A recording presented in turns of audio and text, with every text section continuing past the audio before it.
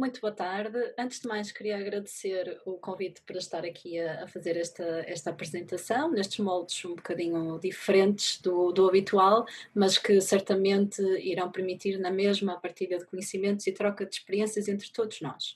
E gostaria de dizer que não tenho conflitos de interesses nesta apresentação.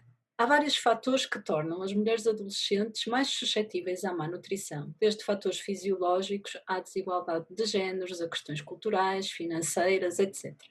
A má nutrição é, em muitos locais, uma das principais barreiras à emancipação feminina.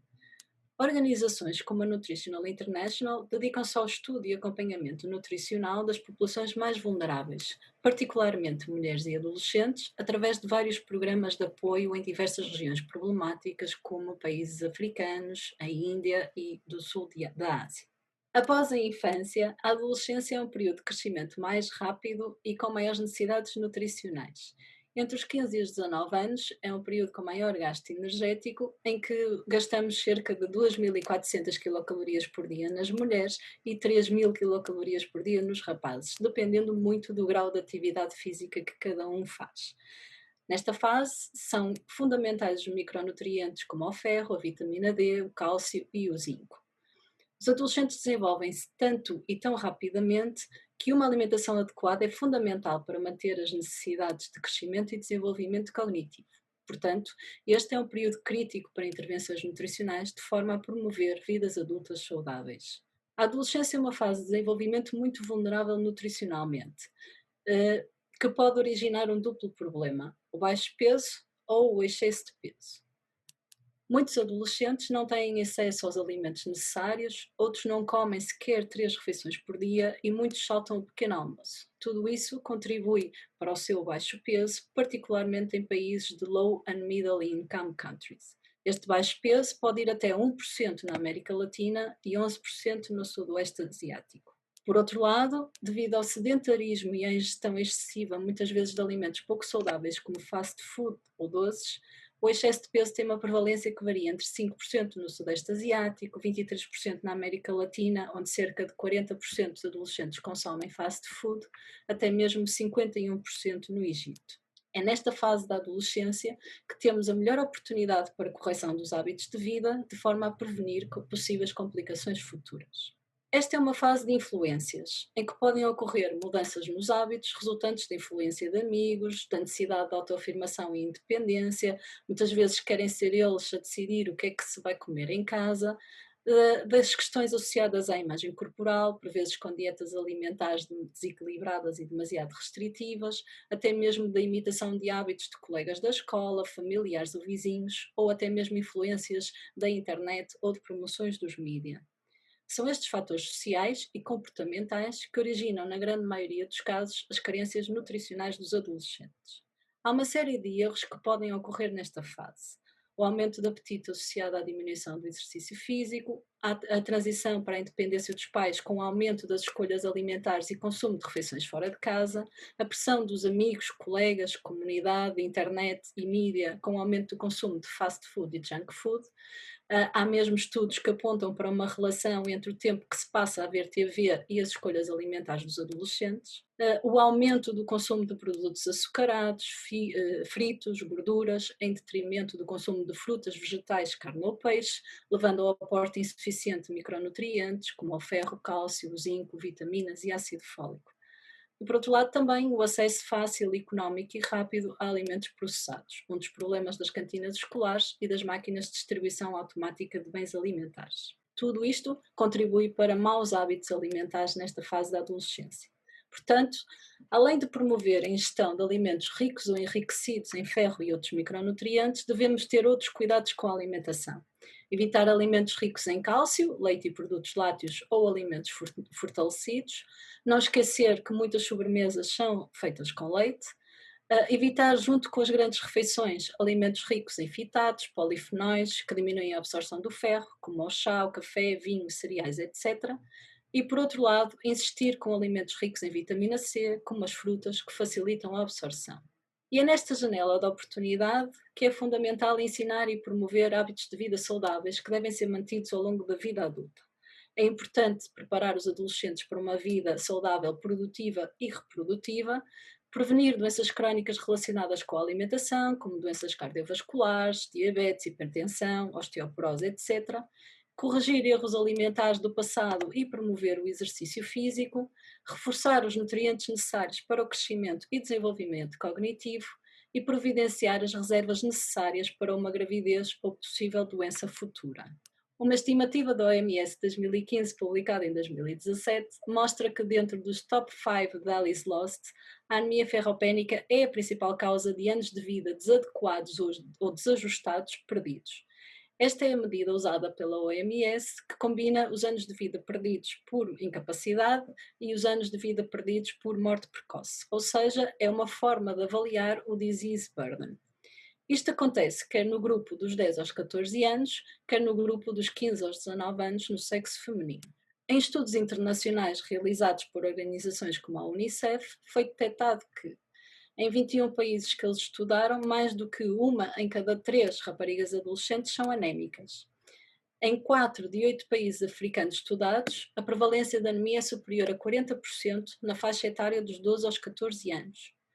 Na Índia, um dos países mais problemáticos devido ao hábito cultural e religioso de não comer carne, mais de 50% dos adolescentes dos 15 aos 19 anos são anémicos. Todos nós sabemos que a anemia vai ter repercussões na qualidade de vida dos doentes, e não é só na fase mais tardia da vida. Há estudos que apontam para uma incapacidade funcional e limitação da qualidade de vida até mesmo nas idades mais precoces da infância e do jovem adulto. Se conseguirmos diagnosticar a anemia, poderemos corrigir a qualidade de vida destes doentes. O estudo Empire do Anemia Working Group detectou cerca de 20% de portugueses com anemia, e este valor pode ir aos 54% nas grávidas, sendo que a principal causa de anemia neste estudo foi a deficiência de ferro. Mas este estudo foi realizado na população adulta. Atualmente, após as conclusões deste estudo, a nossa preocupação é perceber o que é que se passa antes de ser adulto. Apesar de haver poucos dados sobre a prevalência da deficiência de ferro em adolescentes, as estatísticas mostram taxas de prevalência de 9% em raparigas dos 12 aos 15 e de 16% em raparigas dos 16 aos 19 anos. A prevalência da anemia é mais alta nas raparigas devido sobretudo às perdas menstruais mensais, muitas vezes não compensadas com uma boa dieta alimentar. Mas podemos ter várias causas para a anemia ferropénica na adolescência. Das mais frequentes, é uma fase de crescimento rápido, nas raparigas cerca dos 10 anos e nos rapazes cerca dos 12 aos 13, a dieta alimentar inadequada ou desnutrição, perdas menstruais aumentadas e infecções parasitárias. Menos frequentemente, os síndromes de má absorção intestinal, as hemorragias crónicas, dádivas regulares de sangue, neste caso no adulto jovem, obesidade e estados inflamatórios, a anemia do desporto e a gravidez na adolescência. Adultos e crianças anémicos custam aos diversos países muitos milhões em perda de produtividade. Em média, um país perde 0,6% do seu produto interno bruto devido a perdas de produtividade física de adultos com deficiência de ferro. Quando a aprendizagem e deficiência motora em crianças anémicas são adicionadas, o número sobe drasticamente para 4% do PIB. Para além disso, existe um compromisso da imunidade com aumento da suscetibilidade a infecções e maior morbimortalidade associada. Adolescentes subnutridas gerarão bebés prematuros ou de baixo peso, que serão também eles crianças malnutridas e que perpetuarão o ciclo da desnutrição. As mortalidades materna e infantil e as complicações obstétricas são mais elevadas em raparigas mais jovens. Muitos processos importantes do desenvolvimento cerebral, como seja a mielinização ou a sinaptogênese, são altamente dependentes de enzimas que contêm ferro e de hemoproteínas. Porque a infância e a adolescência são períodos de crescimento rápido, a deficiência de ferro pode ter consequências graves e até mesmo irreversíveis no desenvolvimento cerebral. A anemia nesta fase predispõe para comportamentos de risco, labilidade emocional, dificuldades na regulação de afetos e emoções e sintomas de ritmo cognitivo lento. Este ritmo cognitivo lento é um estilo cognitivo e emocional caracterizado principalmente pela presença contínua de um estado de confusão, olhos perdidos, falta de motivação, lentidão, uma baixa precisão e velocidade no processamento de informações e dificuldades para transformar o pensamento em palavras. Para que isso não aconteça, necessitamos de ir buscar à nossa dieta alimentar a quantidade diária necessária de ferro. Numa mulher adulta, as necessidades diárias são de cerca de 18 miligramas de ferro por dia, enquanto que nas grávidas de 27 miligramas. Na mulher mais velha, apenas 10 miligramas de ferro por dia. Na puberdade, as necessidades são de 8 miligramas, enquanto que nas raparigas adolescentes não grávidas, de 15 miligramas, e nas adolescentes grávidas, 23 miligramas. Avaliando alguns dos alimentos mais ricos em ferro e considerando que desta quantidade de ferro apenas 20 a 30% vai ser absorvido no intestino, facilmente é perceptível que é difícil conseguirmos da dieta alimentar todo o ferro que necessitamos diariamente. Como o estado do ferro no nosso organismo é um contínuo, que pode ir desde a anemia ferropénica até situações de sobrecarga de ferro, antes de chegarmos à deficiência completa com anemia, há um estadio precoce de deficiência de ferro sem anemia, muitas vezes não diagnosticado, mas que representa uma fase importante em que podemos atuar para prevenir, com mudança de hábitos alimentares e suplementação com ferro se necessário. Porque mesmo que haja apenas deficiência de ferro, pode haver manifestações clínicas, como o cansaço, as mialgias, unhas quebradiças, queda de cabelo ou mesmo depressão, que na ausência de anemia podem ser facilmente confundidas com outras situações clínicas. Em muitos países onde a anemia ferropénica é bastante frequente, com prevalência superior a 20%, a OMS recomenda a suplementação semanal com ferro e ácido fólico em todas as meninas adolescentes e mulheres adultas em idade fértil, que deve ser feita de forma contínua, intercalando 3 meses de suplementação com 3 meses sem suplementação. No caso do nosso país, segundo o estudo Empire, a nossa prevalência ronda os 20%. Portanto, gostaria de levantar a questão se estaremos na situação em que deveríamos utilizar este regime recomendado pela OMS ou não. É uma questão que levanto nesta apresentação. Portanto, ou assumimos a suplementação profilática, ou estabelecemos uma norma de rastreio da anemia ferropénica nesta faixa etária. Logo, quanto à questão de rastrear a anemia na adolescência, sim ou não, do meu ponto de vista, sim.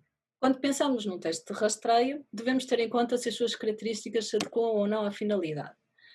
O teste de rastreio deve-se aplicar a toda a população, deve ser múltiplo, envolvendo diferentes testes para a mesma situação, deve ser dirigido a grupos de risco específicos. A doença deve ter uma prevalência elevada nos estadios pré-clínicos e uma história natural conhecida. Deve haver um período longo entre os primeiros indícios e a manifestação da doença e as doenças devem ter tratamento disponível com comprovada eficácia. Para além disso, os testes de detecção que são utilizados devem ser simples e baratos, sensíveis e específicos, inócuos e bem aceitos, reprodutíveis e fiáveis. Para além da grande vantagem da utilização dos testes para rastreio da anemia ferropénica, os mesmos testes podem detectar outras situações que envolvem o metabolismo do ferro, como a ferropenia sem anemia ou mesmo a anemia com ferro normal ou até mesmo ferro em excesso. Os grupos de risco a rastrear são as crianças com menos de 2 anos, os adolescentes, mulheres em idade reprodutiva, grávidas e idosos. O problema deste rastreio coloca-se com a utilização dos valores de referência. Não só os valores de referência podem variar entre diferentes populações, como também os métodos laboratoriais são variáveis e podem utilizar diferentes referências. O que dizem as guidelines relativamente ao doseamento de ferritina é que nenhum método parece ser superior ao outro e todos são aceitáveis desde que obedeçam às regras de standardização. Assim que selecionamos um dos métodos, o follow-up deve ser sempre realizado com o mesmo método. Para tentar estabelecer valores de referência e protocolos de abordagem, a OMS tem realizado livros de consenso para avaliação da anemia e metabolismo do ferro. Para uma primeira abordagem, é necessário confirmarmos se o indivíduo tem anemia ou não. Para isso, o livro da OMS de 2007, Assessing the Iron Status of Populations, define diferentes valores de consenso para a concentração da hemoglobina, sendo que para os adolescentes os valores mínimos são de 12 gramas por decilitro no sexo feminino, acima dos 12 anos, 13 gramas por decilitro nos homens entre os 12 e os 18 e 13,5 nos homens acima dos 18 anos. Será também importante ter em consideração os indivíduos que vivem em altas altitudes e os fumadores. Nestes indivíduos, talvez mais do que avaliarmos um valor absoluto da concentração da hemoglobina, será importante avaliarmos a variação da concentração ao longo do tempo, utilizando um valor basal estabelecido para cada pessoa individualmente. Ajustes aos valores de referência devem ser feitos também de acordo com os grupos étnicos, em particular, no nosso caso, os africanos, que geralmente têm menos um grama de hemoglobina que os caucasianos. Neste livro de revisão da OMS poderão encontrar as referências bibliográficas para os diferentes estudos populacionais que foram realizados. Quanto à definição de ferropenia, estas guidelines de 2007 definem os valores de ferritina inferior a 12 nas crianças abaixo de 5 anos e inferior a 15 acima dos 5 anos. Estas guidelines foram atualizadas este ano, foram revistas, mantendo os mesmos valores para a detecção de ferropenia, no entanto acrescentam informação importante relativamente à definição de ferropenia na presença de infecção ou inflamação. Em áreas com elevadas taxas de infecção ou inflamação, a determinação da ferritina deve ser realizada juntamente com determinações da PCR ou da alfa-1-glicoproteína ácida. Situações de infecção ou inflamação são definidas por uma PCR superior a 5 ou uma alfa-1-glicoproteína superior a 1. Uma outra determinação com muita utilidade na avaliação da ferropenia é a saturação da transferrina, principalmente na presença de doença crónica que pode subir a ferritina, não representando reservas de ferro. A saturação da transferrina é um parâmetro que sofre muito poucas variações ao longo da vida, enquanto que a ferritina é um parâmetro que sobe e desce conforme os anos vão passando e que é dependente do sexo. Logo, o tema desta apresentação foi anemia na adolescência, rastrear ou não. Sendo eu defensora de que toda a anemia deve ser rastreada e estudada de forma a podermos prevenir ou tratar mais precocemente os doentes da melhor forma possível, e após toda esta apresentação, no meu ponto de vista, sim, a anemia na adolescência deve ser rastreada. E também mudaria outro conceito. Mudaria o conceito da anemia na adolescência para ferropenia na adolescência. Não chega a rastrearmos anemia, é importante detectarmos os estadios prévios de deficiência de ferro sem anemia, de forma a podermos realizar a sua prevenção e tratamento precoce e assim melhorar a qualidade de vida dos adolescentes, que, como vimos, terá repercussões na sua vida futura. Cada vez mais se defende o rastreio da anemia na adolescência. Segundo recomendações mais atuais, após os 16 anos de idade é que deve ser feito o rastreio, porque é a altura em que a maior parte das adolescentes já são menstruadas há pelo menos 3 anos. E não posso terminar esta apresentação sem levantar uma outra questão. Se o rastreio da anemia ferropénica for implementado, as mesmas determinações que nos permitem avaliar a deficiência de ferro também nos poderão ajudar a encontrar as doenças de sobrecarga, como a hemocromatose hereditária. Cada vez mais se discute a nível internacional qual a idade ideal para fazer o diagnóstico desta doença, de forma a podermos iniciar o tratamento precoce pelas flebotomias de manutenção do tratamento. Conforme um artigo que publicamos no ano passado, juntamente com a falecida professora Maria de Sousa, foi possível encontrar nesta família 3 rapazes com a doença. Aos 9 anos, o propósito, e depois ao estudarmos os dois outros irmãos, aos 5 e aos 11 anos. Neste caso, estes irmãos foram detectados por uma saturação da transferrina extremamente elevada, com uma ferritina normal, mas que nos permitiu confirmar o diagnóstico de hemocromatose hereditária. Estes jovens têm agora entre 20 e 30 anos e fazem os seus tratamentos de manutenção e têm uma vida completamente saudável. Portanto, coloco aqui esta questão ao Anemia Working Group e a outras organizações, que é se deveremos ou não transformar esse rastreio numa norma clínica e, ao mesmo tempo, utilizar também esses valores que permitem determinar ou avaliar as deficiências de ferro para podermos encontrar estas situações mais raras de sobrecarga.